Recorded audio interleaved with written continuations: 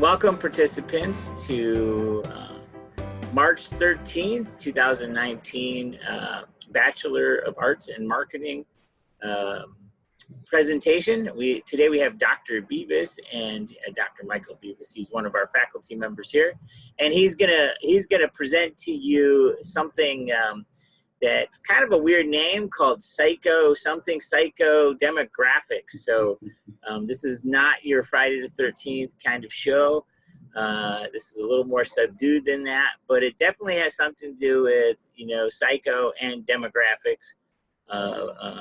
So something to do with mind and the way people think. So without further ado, I'm going to leave it over to Dr. Michael Bevis. He's going to say a little something about himself and then move on to his presentation. Sure. Thank you for the introduction, and welcome, participants. So I'm happy to be here with you today and kind of share a little bit of my experience and background just in this space. Marketing happens to be something I'm very passionate about, but just a little bit of background about me. So my PhD is in industrial organizational psychology, primarily focused in the area of consumer behavior and just human behavior in general. In the workplace, but marketing is something I've been passionate about for a long time. I've been working in the higher education space since 2006, so I've been around for a little bit of time. I've taught lots and lots of classes, and I worked in the administrative side for almost 13 years of that. Prior to that, I was a banker and a finance guy for a long time, and currently my day job is I'm the Director of Innovation and Entrepreneurship for the city and county of Denver. I also happen to be an entrepreneur and the CEO of a company that I founded last year. We make a consumer product, specifically in the pet industry. So I have a lot of experience just kind of implementing some of the ideas and concepts that we come up with. Today, I'm gonna discuss with you kind of a new trend that's taking shape in the world of marketing, and that's really understanding kind of the consumer's journey through the purchasing process, and a new metric that's kind of coming to the surface a little bit, something that we call return on experience.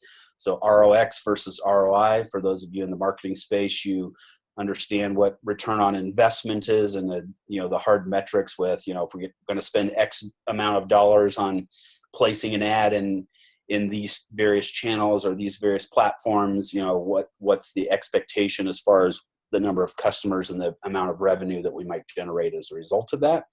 This new metric is a little bit more ambiguous in the sense that we're really trying to understand the customer's experience throughout the purchasing cycle, and where we can kind of allow ourselves to find those touch points to improve the customer's experience and ultimately build brand loyalty and repeat business from that same customer.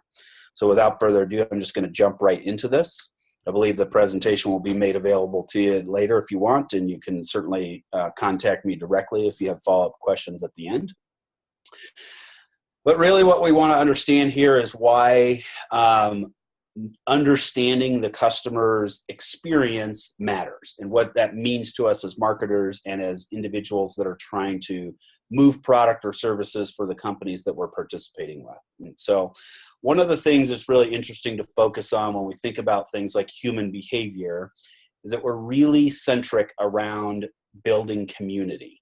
So when you look at us kind of as humans within the natural order of things and various species that are out there, humans have a bandwidth to extend their communities deep beyond what typical other species do. So most species in the natural environment can build communities up to about 150 or less, and then they kind of migrate, move around, but they don't typically extend their networks beyond that. So I'm sure there's plenty of people on the call here who have, deep networks in your LinkedIn profile of 500 plus followers or members that you're linked into. But you think about the concept of all the different people that you're connected to throughout your life and throughout your journey just as an individual.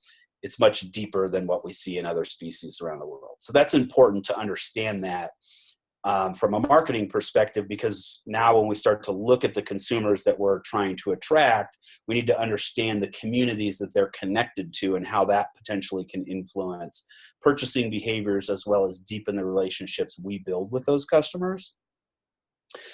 So when we look at things like meeting higher customer expectations, before it was real easy to kind of put a blast out on an advertisement on a television commercial or a print ad in a magazine and say, here's the features and benefits of this product, and it's going to solve all your problems, right? So purchase this item. But now consumers are much more in tune with gathering information and making deeper decisions on purchasing items that are simpler to buy, which they didn't do in the past, but they're taking a deeper look at whether or not to purchase an item based on feedback and customer reviews and different things, and they have a higher level of expectation as far as what they're going to get for their money. So when we look at the purchasing journey from the customers, again, I kind of mentioned this in the beginning, is we really want to isolate those factors, and at what stage, various stages within the customer journey, can we have an influence as marketers to enhance the customer's experience so it sticks in their brain, and so they think about it from a further perspective, and more importantly, how they connect it back to the communities that they're involved with. So I'm going to share a couple of examples with you later on in this presentation, real life examples on how we can do that in unique and interesting ways. So when we look at the return on customer, the return on the customer experience, we need to address whether the company is driving behaviors within the organization itself that also enhance that customer's journey throughout the experience with our product or our brand. Right? So it's not just a matter of simply developing a marketing strategy and saying, this is how we're going to roll it out, and this is how we're going to connect with the consumer and meet the consumer where they are. You've heard that phrase many times over. But more importantly, how are you going to influence the culture within the organization that also enhances the customer's experience, both in an online shopping environment as well as the physical stores or entities that they might visit in order to experience your product. So again, we're looking at experience as a converter, right? So ultimately, at the end of the day, our goal as marketers is to convince the consumer to part with their precious resources, whether it be time, money, or other things that kind of take away from where they could be spending their time and their resources in order to exchange them for our products or services, typically, right? So experience overall adds more value to the customer than traditional advertising methods. So it's really interesting because when you start to look at research and different things out there, if you survey customers, right, on a surface level, they'll say television advertisements are really effective. I think that's a great place to pick up advertising, and that's great if you're a big company and you want to throw lots of money at that.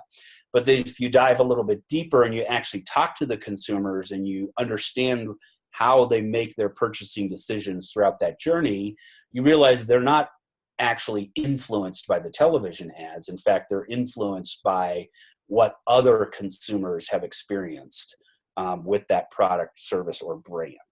Okay?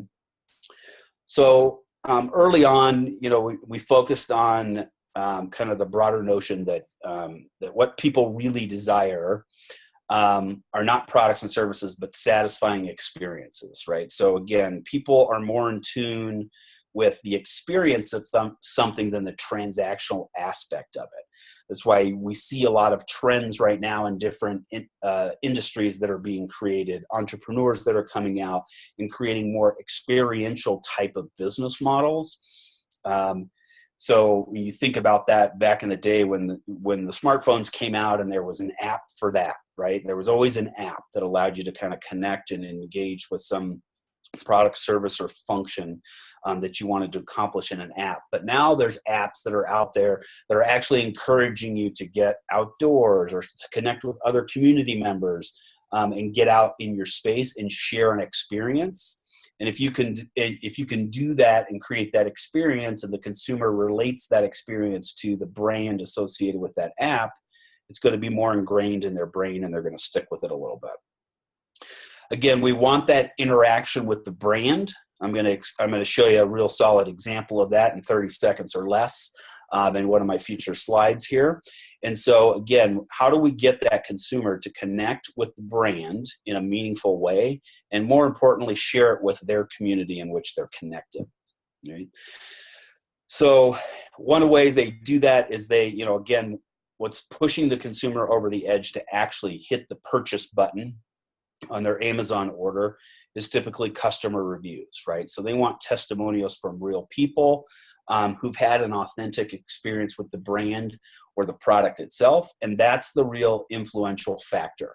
So oftentimes we do, in the marketing world, we talk all about the benefits of using a paid spokesperson or using a celebrity status individual to promote our brand. It's great because that celebrity typically has a broad reach and they have a huge following. So we're communicating one message across a wide audience of people by simply connecting with one celebrity spokesperson. But the true conversion factor, the true decision to actually purchase a product or a service that's promoted by a celebrity spokesperson doesn't come from that celebrity spokesperson. It comes from the consumers, the real life individuals who have actually used the product and touted it through some of their testimonials. So here's a fun stat from the PwC just released early this year, their global consumer survey, the results from the survey. And so this survey shows that 17% of survey respondents bought a product because of a celebrity endorsement, but 32% of them actually did that because of the positive reviews. So it's not just me making this up. There's some actual survey data to go behind that. When we look at things about how consumers are actually purchasing products and how they're engaging with the brands, again, the experience really comes down to what we're doing to help it seem seamless and effortless for the consumer. So we know lots and lots of consumers are purchasing things in an online environment versus getting in their car and driving down to the local shopping mall or whatever the case is. And so they can do that. It's a comfort thing, but they're also able to gather more information in a short period of time to help them make a confident decision. So when they do physically go to the stores, what we're seeing is more of a trend towards these micro trips, right? So they're in and out. They're not there kind of wandering the aisles looking for what's new and hot and exciting, because they're going to allow their social media feeds to tell them what that is. So they're not looking for as much in the retail space. And so it's kind of shifted the way that we look at it from marketers as far as how we introduce additional products and services to those consumers while they're in the physical space. So in the past, we used to figure out, the IKEA model, right? You go in one door, but man, you're stuck in there for hours until you can get out the other end of it. And that was the idea, is that they want you to be in the moment when you're in the IKEA, or in the hours as it would be if you're in the IKEA, and making sure that they're forcing you to almost physically look at every single item that they possibly sell in that store with the way that it's mapped out. In regular retail shops, we would do that by putting additional kind of upsell products, if you will, in various parts throughout the store that allow the consumers to be exposed to something and in a time-consuming manner, right? Because they're going to spend a decent amount of time in there. Now they're not doing that, right? They want to be in, they want to be out, they want to get back home and watch their favorite streaming app on their cable-less TV channels, as an example. And so how do you influence that when they're in these micro trips? As an example. And so it's where you do product placement within the store where the consumer is going to be. They're in and out for a 6-pack of beer, and now they're standing at the counter. What upsell items are at that counter while they're checking out, versus placing them throughout the various aisles and various locations throughout the store. The other piece is really understanding the value proposition that's being proposed to consumers from an experiential standpoint, right? So again, consumers nowadays are much more conscious of the social aspect of the products and the services that they're purchasing. So they want to know the sustainability aspects of the good, where it's sourced from, how it's made, what happens to it after it's used and it gets consumed. Where does it end up? Does it end up in a landfill? Can it be recycled? All these kinds of things. Is it a locally made product from a local artisan? That adds more value to their overall experience in the purchasing decision, regardless of the price point. right? So they're still somewhat price sensitive, but they're not as likely to choose the lowest priced item all the time if there's a feel-good aspect to the item that they're purchasing. And if they feel connected to how that product was sourced, how it was made, who made that product, it's enhancing the experience and improving their purchasing decision moments at that time. So here's kind of a quote from a research study I read recently about consumers are able by technology to curate their own experience, balancing additional factors such as quality, social approval of friends, environmental impact, and any number of factors that are important to them, which is kind of where we're going to get into the psychographic conversation here towards the end. But I'm going to give you a real strong examples of this exact third bullet point here on this slide in the next couple of slides here. Actually, in this slide. So here I'm going to show you 3 real short videos. Don't blink, because the first one literally is less than 30 seconds, of how consumers are actually experiencing something, sharing the product with their community, and making a purchasing decision all in less than 30 seconds. So I'm going to click this link, and I'm hope it's going to immediately take us where we're going to go. If not, I'm going to share with you in a different method. So let's see if we get there. All right, there it goes. If you shop on Amazon, you should use skip this ad. It's a browser extension that automatically compares Amazon.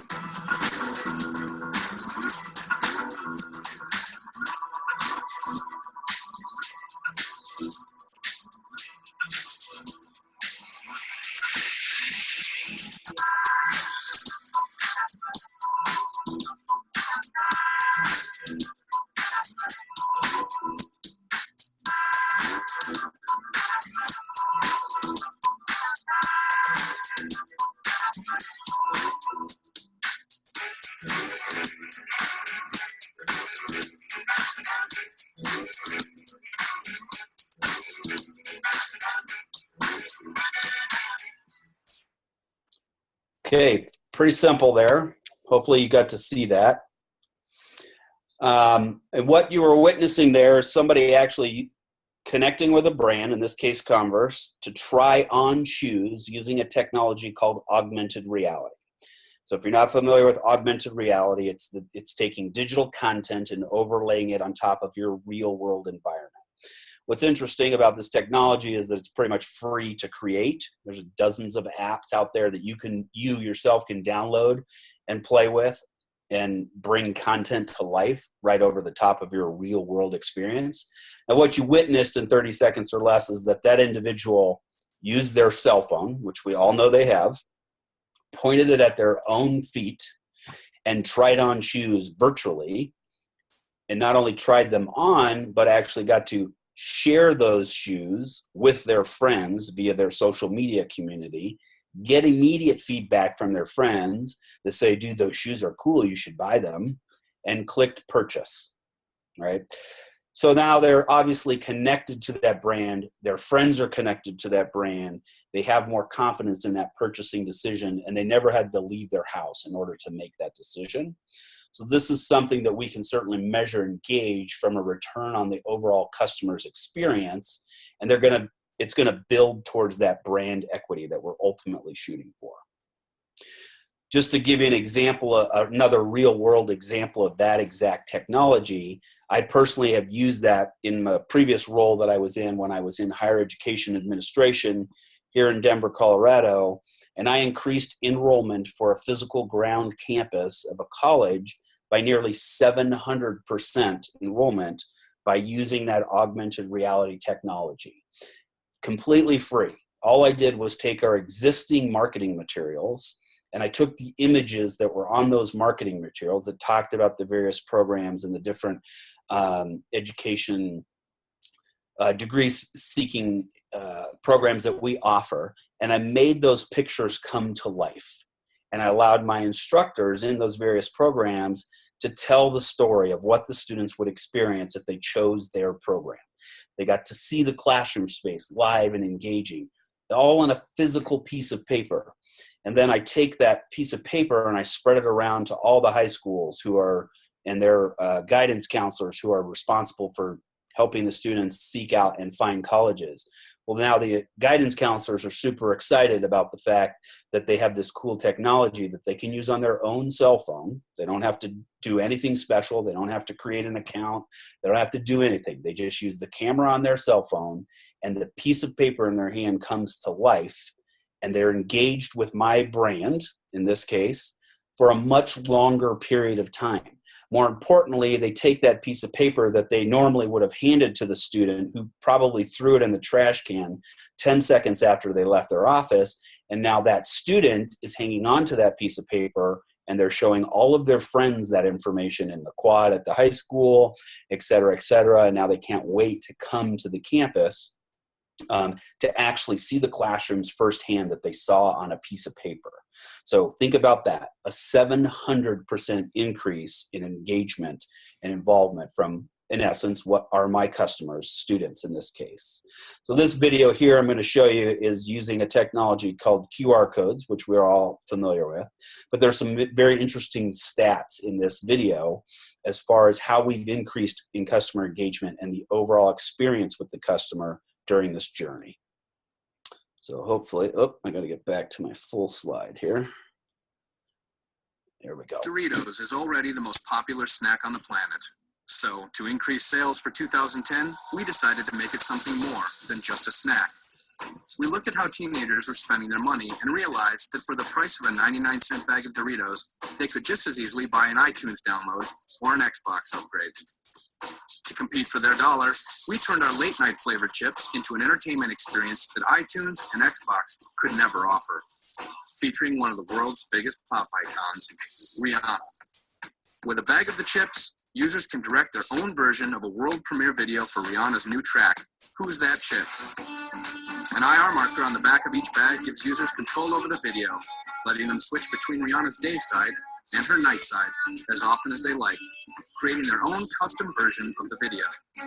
Inspired by the potential of this project, Doritos decided to expand it into a global music experience. 5 bands from 5 different continents performed, again, controlled by you, the user. 360-degree camera technology lets you guide your own way through all 5 videos using simple click and drag controls. The media strategy was simple. Just leak the story and let it spread itself. MTV, Access Hollywood, and top music outlets around the web continue to break updates on the project, but none of them can show you the Rihanna video, because the only way to see it is with a bag of Doritos late-night flavored chips. To date, the average visit tops out nearly 5 minutes. Unique visits are approaching 500,000, and Rihanna's Facebook posts and tweets have mentioned Doritos over 30 times. And we still have not spent a single dollar on media. Doritos turned an ordinary bag of snack chips into a global music venue. Not bad for 99 cents. Okay, so what you're seeing here, pretty exciting with what they've done in that space. So again, I like from a marketing perspective that they talk about the fact that, you know what, we're competing for a single dollar. So they don't look at it as saying we're competing necessarily with just only other snack brands. We're competing with downloaded music or other things that teens could be spending their dollar on. So they did a nice job with that piece. But they created this engagement tool that allows the consumer to control their experience with the product and with something that they love, in this case, music. What's really interesting in the facts that they talk about here is, A, they didn't spend any money on marketing. They spent probably a ton of money on making those videos with Rihanna, but they didn't spend any dollars on ad spend to get that out there. And the other thing that really jumps out at me in this particular one is that they have an average engagement time of 5 minutes with individuals watching this video, in this case over and over again, typically while they're sitting there consuming Doritos brand product, right? So obviously there's a deep connection there. For those of you that are familiar with digital marketing metrics, if we can get somebody to stick on a page for 10 seconds, we count that as a win. So if somebody's on my page for 5 minutes, I definitely get kudos points for that. So this last video that I'm going to show you here it's a little bit longer. It's only 1 or 2 minutes here, but this is a truly deep integrated marketing communication plan that truly creates a full-blown experience for the consumer as it relates to this particular brand. Now, this was a TV show, I think, that was on HBO quite a while ago, but the product that they rolled out as a result of this brand is pretty substantial. So I want you to see how they're connecting here. There I am. Should take a minute here. There it goes. To promote the True Blood Season 2 DVD and Blu-ray launch, we wanted to connect with True Blood's thirsty fan base. But with digital downloads, video on demand, and multiple airings on HBO, selling DVDs is more of a challenge than ever. So we set out to build a brand experience that leverages the DVD's potential for marathon viewing and how Too Much True Blood alters its fans. But we didn't just say it with compelling TV, we showed it by allowing fans to participate through interactive web banners, Facebook tabs, even new social media built into the Blu-ray experience itself. We made the fans' passion for the show the driving force behind the campaign. Here's how. Transformation is the predominant theme of Season 2. The good go bad, the bad get worse, and supernatural changes abound. With over 12 hours of Season 2 episodes and extras, the Season 2 box set allows for marathon viewing that can put True Blood fans through some serious changes of their own. The campaign began with a TV spot where a couple confesses to God knows what after watching a little too much True Blood at home. We will end today's service with a silent confession.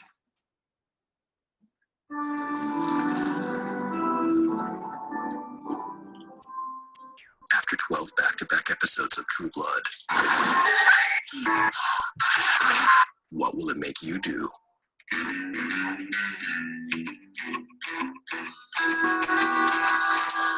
want to do bad things with you. Season 2, now available on DVD. Next, it was the fans' turn to confess. With a series of interactive, rich media banners, fans by the thousands posted anonymous confessions about how watching Too Much Season 2 changes them.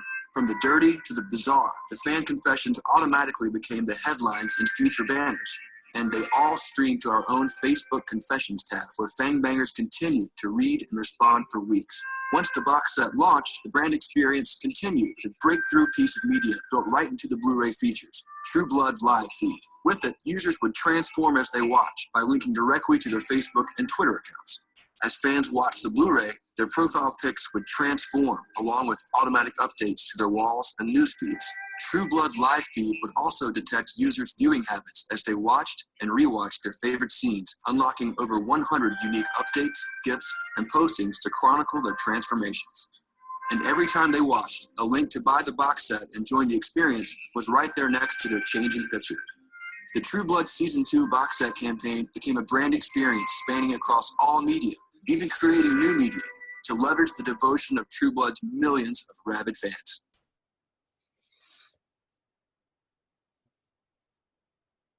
Okay, so Grin, excellent use of engagement. And overall, got a video playing in here background. Hold on. All right. Overall use of engagement and really helping the consumer connect and experience the brand, right? So in this case, it's a TV show, but the use of the technology that allows the consumer to actually participate and ultimately become a character in this show that they're so greatly devoted to is quite impressive in nature as far as what they've done. You see some of the stats there. It was the largest selling box office DVD set in history as a result of that, just the ultimate and overall connection there. So those are three of some of my favorite examples of just how we're helping the consumer really understand, engage, and truly experience a brand that we're trying to get them to connect with, right? So we look at some of the research in this space. There's really kind of four facets of consumer experience here. So there's that peace of mind, those moments of truth, outcome focus, and product experience, right? So traditional models would talk about, you know, the decision-making process and who the influencers are within the family dynamic and all these different kinds of things. But when we really drill down to it in kind of more of a modern sense, it's what is that consumer confidence that we're building within that process, right? And what are those touch points or those moments of truth within the customer's journey that we can have an influence out of, right? And then ultimately, of course, there needs to be that post-purchase engagement piece of it. And how do we help the consumers continue to stay focused and engaged with our brand in a positive light, so that they continue to spread the wealth and spread the word and drive additional customers back to our brand, right? So typical measurement techniques, they use surveys, they gauge customer perceptions. Did you like the product? Did it meet your needs? Do you prefer it in a different color? Whatever the case is.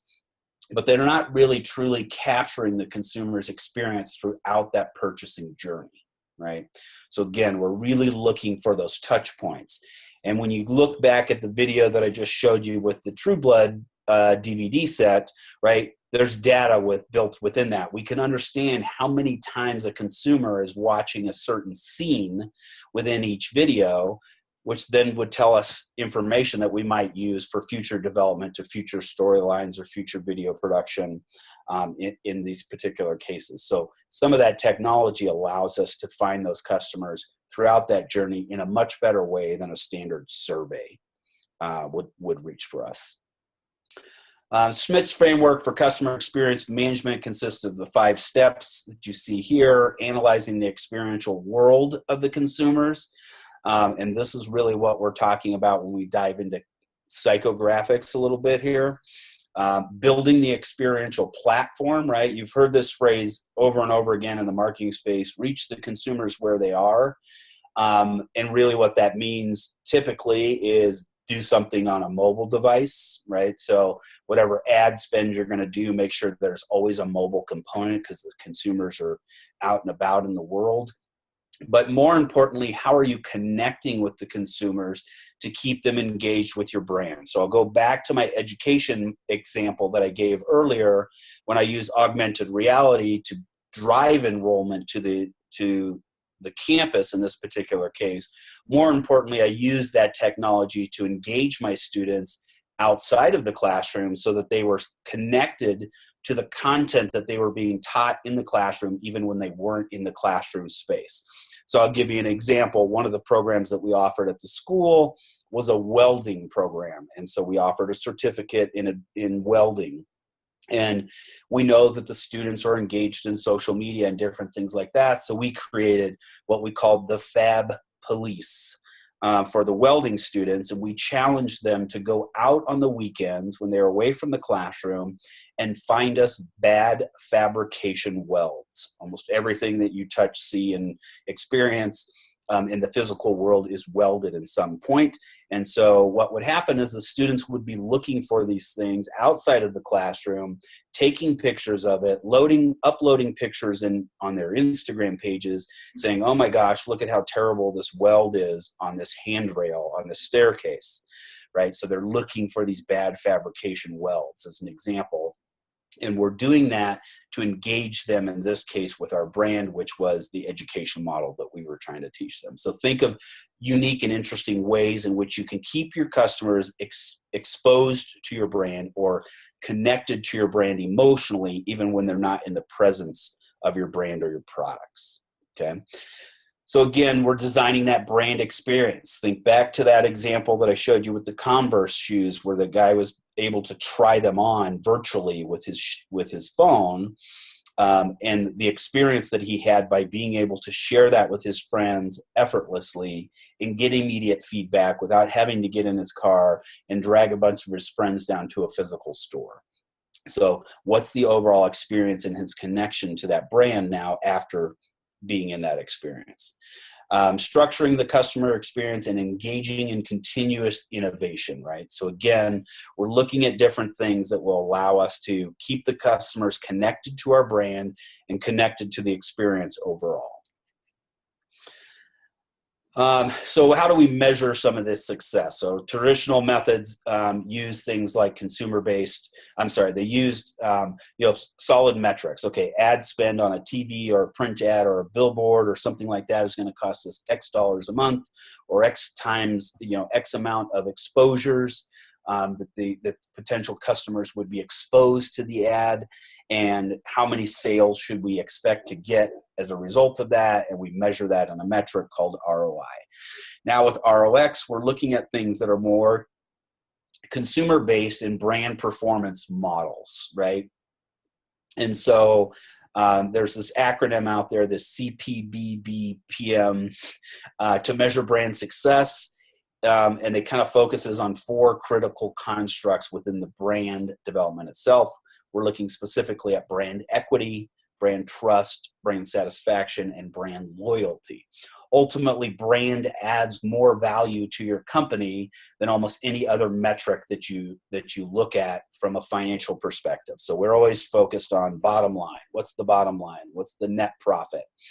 But there's this intangible value that's created for a company when we talk about brand. So there's a company out there called Interbrand, and they release a report every year on the most popular brands in the world, the top most 100 brands in the world, and what the intrinsic value is that's created for that brand based on brand loyalty and brand trust. So as an example, Coca-Cola, one of the world's largest and most famous brands, has an intrinsic value of nearly $80 million just simply from brand loyalty.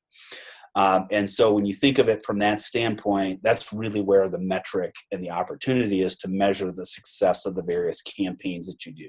People will pay whatever the price is or participate in whatever means they need to in order to experience the brand in the positive way that they're used to experiencing it. And they will typically not sway from that brand as long as the experience remains positive and upbeat. So brand equity is positively associated with brand satisfaction, brand trust, and brand loyalty, right?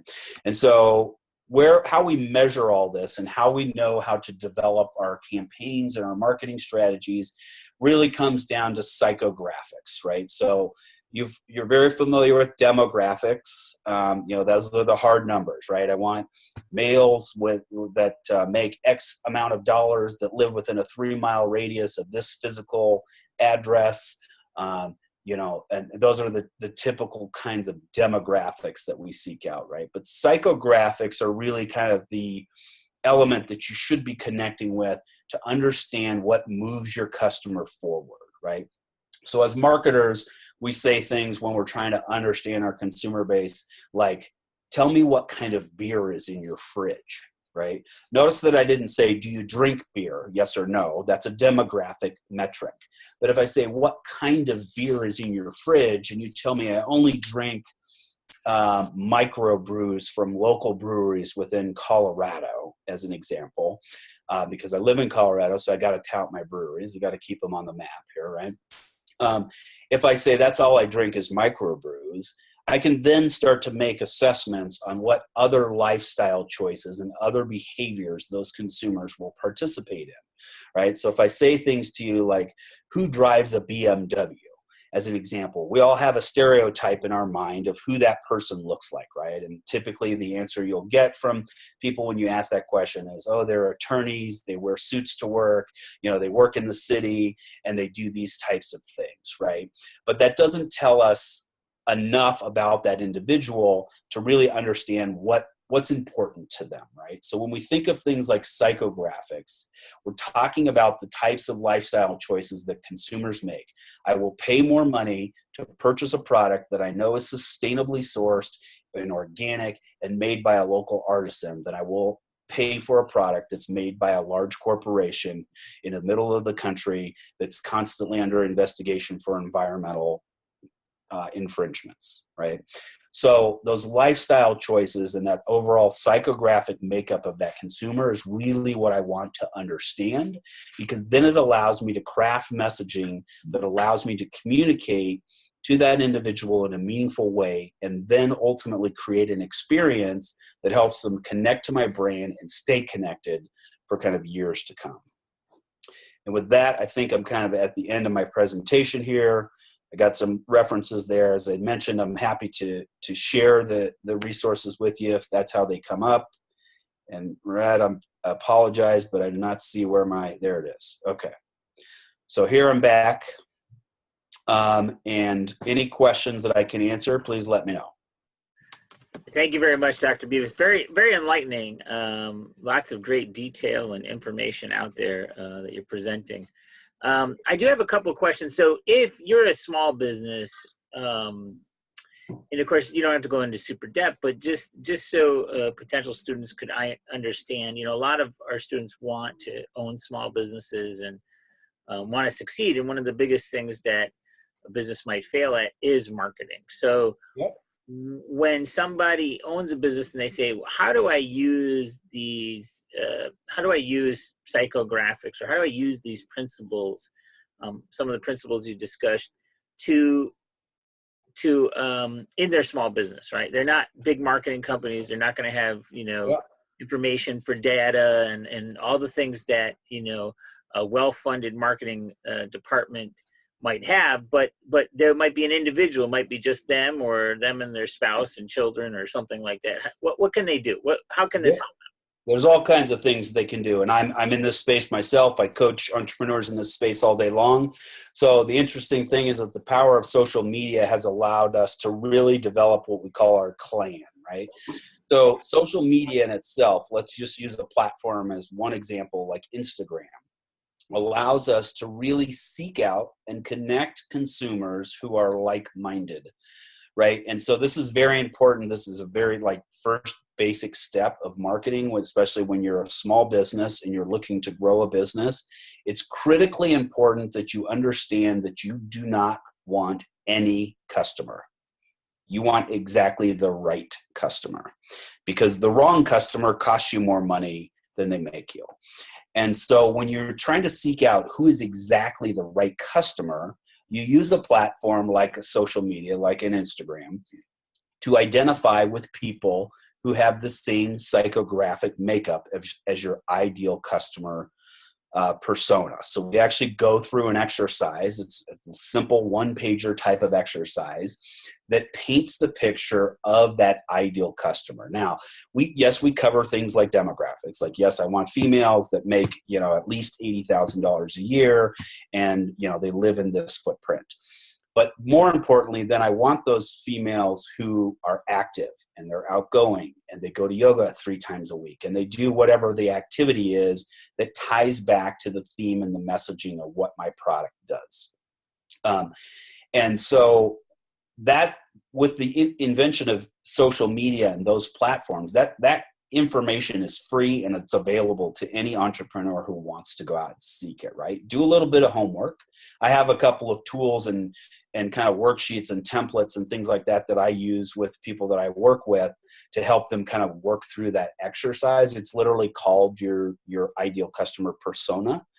We work through a worksheet that we call your Instagram Mad Libs worksheet, which is just kind of a Word document that's got some blank holes in it, where I have the individual entrepreneur actually fill in the blank holes that paints the picture of truly who that person is, right? So, and we can get detailed enough to know, how much that individual would be willing to spend on their fashion, say, as an example. Even though I don't make a fashion product, I understand that how high of importance fashion ranks for that individual. And then I know if that's a good customer fit for me, right? And so if somebody spends, hundreds of dollars on fashion every week, and that's not my ideal customer, then I know that I want to stay away from that, right? So I know that I'm into people who camp all the time. Great. That's one activity that they participate in. Well, people who camp on a regular basis and really love camping are also into shopping at REI and purchasing goods that are typically organic and sustainable and all these kinds of things. And now I'm creating this persona and this makeup of this individual. And now I go find them on social media, right? So now I start to hashtag and Instagram look up things like camping and tents and hammocks and, dogs and water filtration systems and things that ultimately connect and tie back to that individual. Back in the day, large marketing firms and, other entities, they would pay literally tens of thousands of dollars for market research reports and different things like that. Now that information is kind of at your fingertips if you're willing to do the work, but it's more important for you to do the work on the front end and connect with the right type of consumer instead of any consumer.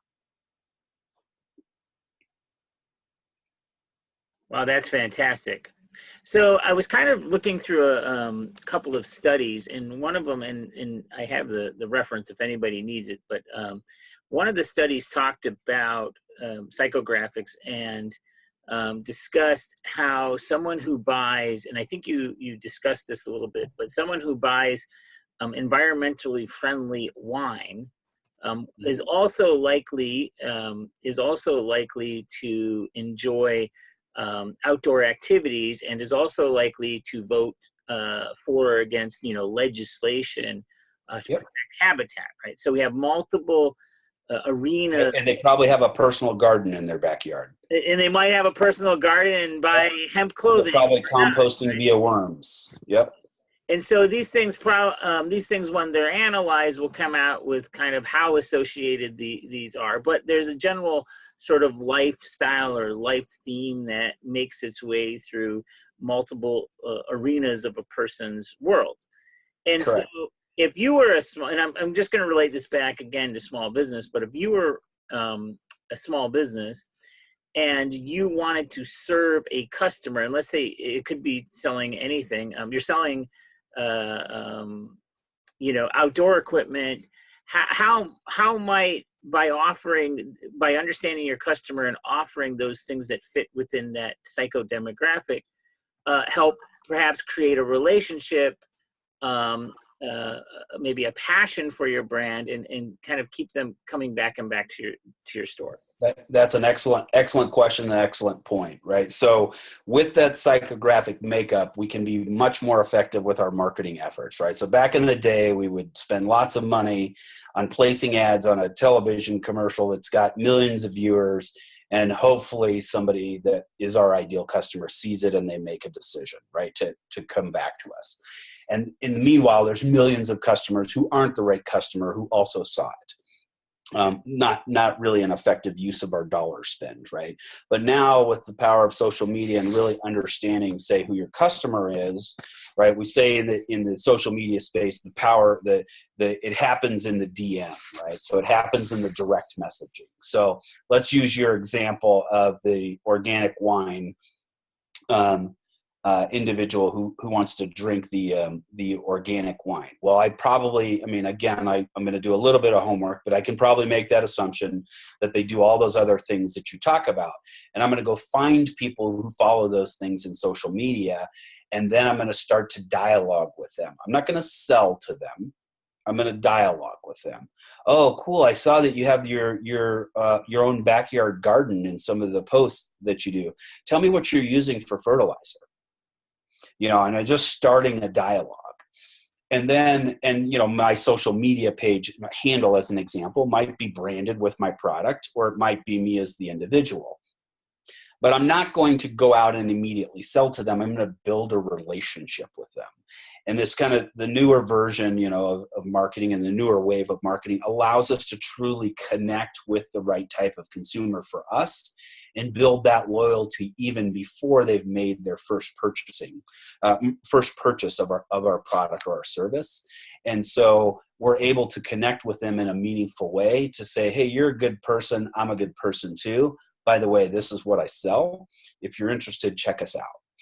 But we're not immediately going on there and saying, hey, check this out. You should come to my website and purchase one of these products. Because that in itself, and that approach in itself, immediately disconnects you from that potential consumer, even though you might have a shared interest. I'm going to also do the same things as far as going to all the camping sites and all those kinds of things. I'm going to look at their profile and understand other groups that they're following. Right? What else is of interest to them besides the organic wine consumption and the gardening and the camping and the other things? And I'm going to start to follow them, and I'm going to start to like those extensions of that ideal customer. And so it's really easy to deepen the relationship and build, when you look at things like new startup companies as an example, everybody says, I got to have my social media and I got to get thousands of followers. Well, yes, having thousands of followers is good. But at the end of the day, if there's those thousands of followers are not purchasing a product from you, not purchasing your service, what's the point? Right. And so there needs to be value, and there needs to be an exchange and kind of that relationship building that ultimately encourages that consumer to do business with you.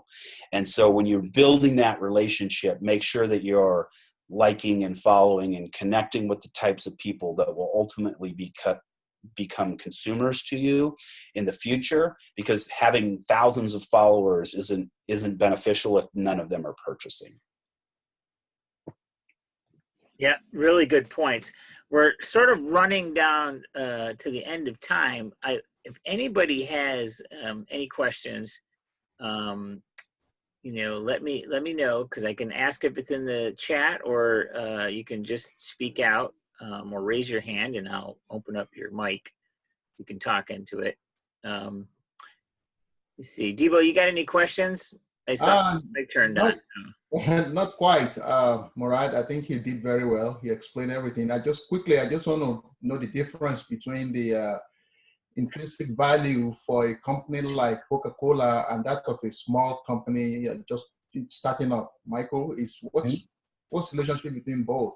What do you get out of having a higher intrinsic value, compared to a lower one? If you compare Coca-Cola to a small business, how does that work? Yes. So I'll scale it back just a little bit in more of a more realistic kind of footprint. So I work with a couple of companies that make a physical product, and I'll give you one example. So one company makes a line of shampoo and hair care products, and the company does relatively well, right? They make $60 million a year in revenue. Their net profit's probably close to, say, $38 million. So pretty good, right? Not hurting necessarily. They get offers on a regular basis from larger companies at close to $300 million, right? We want to buy your company for $300 million. And you're like, well, hold on a minute. Like, why would a company do that? Why would you do that, right? And so when you start to look at things like the intrinsic value, the value really comes into, so we talked about the branding component of it, but it talks about the customer base, right? And so for companies like that, it's a lot easier to buy an existing customer base than it is to recreate the wheel and try to then, regardless of how big you are and how much money you have available to throw at it, it's cheaper for them to pay you more money than your company is really worth to acquire your customer base, right? So we've all read articles in the paper with the Dollar Shave Club sold for $1 billion, right? Yeah. And who bought them? It got bought by their largest competitor, Gillette, right? Well, why didn't Gillette just create their own mail order razor subscription company? Because for $1 billion, it's cheaper for them to buy the existing customer base and the revenue model that comes with it, and then ultimately convert them into the brand. So they do that for two reasons. So you purchase the customer base because there's more value in that in conversion, right? Because typically what we see is those companies will buy that company, keep the brand name, everything. Most consumers don't even know that transaction ever occurred. They still think they're buying product from Dollar Shave Club or whatever. But then ultimately Gillette is trickling in marketing communication to that customer base to convert them into a higher margin brand, right, down the road. So that's one way to do it. The other thing that adds a lot of value is distribution channels, right? If you own a distribution channel, so to speak, or you kind of are the dominant player in a distribution channel, example again with the hair care product, if I'm selling only in salons and I have the most prominent shelf space in those salons and the other competitors want into those salons, they can't get in because the salon says, we're kind of full. Like, we don't really have space for your product. And this product over here is a really great seller for us. So we're not interested. So then the company says, well, now what can we do? Well, let's go back to the person who has all the shelf space and buy their company, because then we'll keep their brand, we'll keep the shelf space. But now because we own that shelf space within the salon, we can add additional products into that space. So this works the same way with small companies that are kind of in that startup phase, right? So customers are where the value is. It's not as critical when you think about the financial statements and yes, we can make an argument about all the gross margins and the net margins and all these kinds of things. But at the end of the day, the customers are where the value is. And so you think about things like Facebook when they first came out, and all of a sudden, like one day we woke up and Facebook was worth $50 million, and it literally generated no revenue at the time, zero revenue. Wow. It's worth $50 million because of all of the users that were on there, and the value of the data that we could get from those users from a marketing perspective creates this intrinsic value. So it doesn't directly translate to a dollar, a dollar amount in revenue. It creates to what we call this intrinsic value. In the financial world, that shows up on a financial statement as goodwill, right? So brand loyalty and following and those kinds of things will show on financial statements. You can go out and look at any publicly traded company's financial statements, and most large companies will have a category called goodwill. Okay. And goodwill is literally the value placed on that intrinsic component of that company, whether it be brand loyalty or following, or we own the distribution channel, we have a huge consumer base. We see that a lot with car companies as an example. There's always a luxury brand and a non-luxury brand, BMW and Mini Cooper, right? BMW owns Mini Cooper, but they don't ever let the two kind of brands collide. But on the back end, what they're really doing is grooming Mini Cooper drivers to ultimately become BMW drivers in the future. Because we've kind of created that brand loyalty, and we're connecting to the psychographic of that consumer who drives that kind of vehicle. So the value out of the intrinsic value, if somebody purchases that, will be based on future, occurrences.